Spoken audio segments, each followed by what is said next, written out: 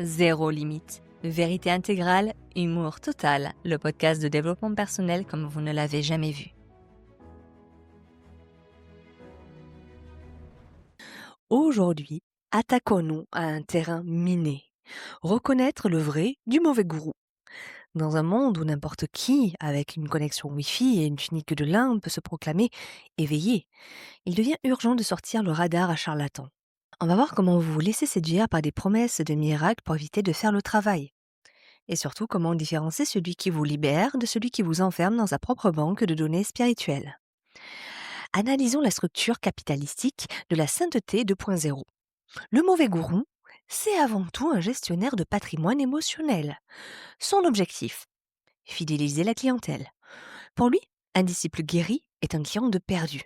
C'est la stratégie du SaaS, Spiritual, Spirituality as a Service. Vous payez un abonnement mensuel pour avoir accès à la grâce, mais bizarrement, la mise à jour finale n'arrive jamais. C'est une manœuvre de rétention client assez phénoménale. On vous crée un besoin.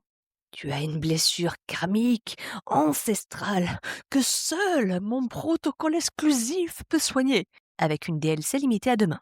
On installe une dépendance technique. Le cynisme de l'affaire réside dans le fait qu'on vous vend de l'autonomie en vous tendant la main en permanence.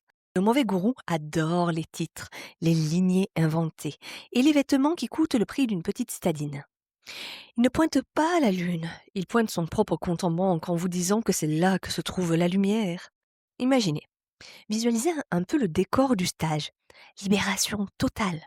Le type arrive, il ne marche pas, il flotte.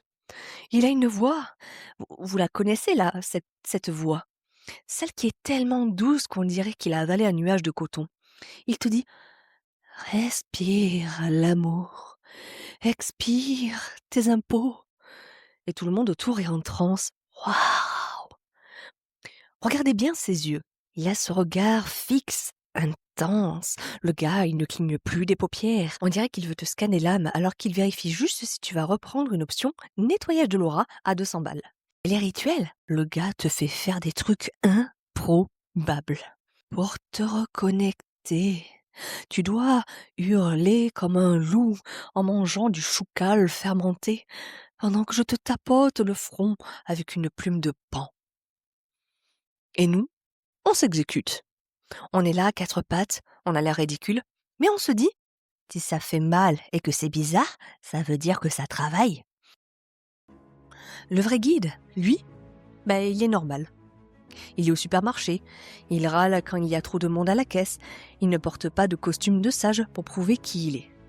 Le mauvais gourou a besoin de la mise en scène, parce que sans les plumes et les bougies, on verrait juste un mec qui a besoin de reconnaissance. On débarque tous dans ces cercles avec une faim de loup. On est un peu paumé, on a des valises de doute sous les yeux, et on cherche quelqu'un qui nous dise « T'inquiète pas, je connais le chemin ». C'est tellement reposant de donner les clés du camion à quelqu'un d'autre. On boit ses paroles comme du petit lait. On se met à parler comme lui, à s'habiller comme lui, à penser comme lui. On devient des photocopies de l'éveillé. On se rassure en se disant qu'on fait partie de l'élite, de ceux qui savent. On finit par perdre tout discernement. On accepte des trucs qu'on n'accepterait jamais dans la vraie vie, juste parce que c'est pour notre bien. On se laisse humilier devant tout le monde, parce que c'est du travail sur l'ego.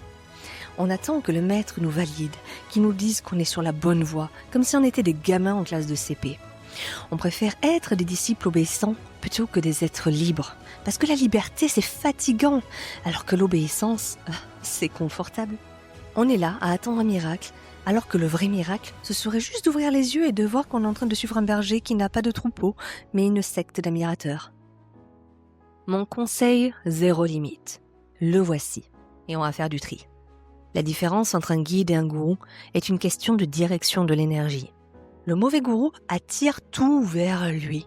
Le vrai guide renvoie tout vers vous.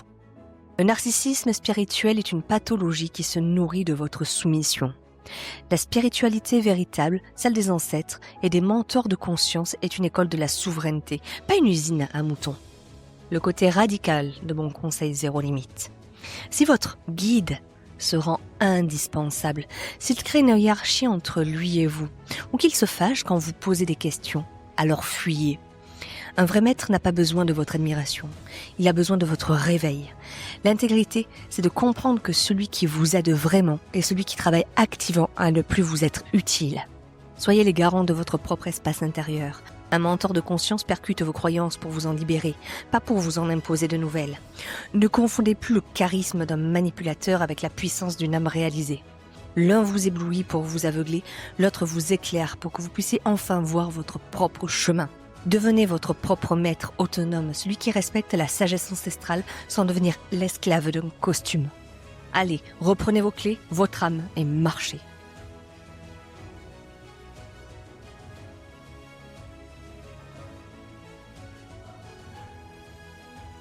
Pense à liker et à t'abonner pour être notifié des prochains épisodes de Zéro Limite, vérité intégrale, humour total.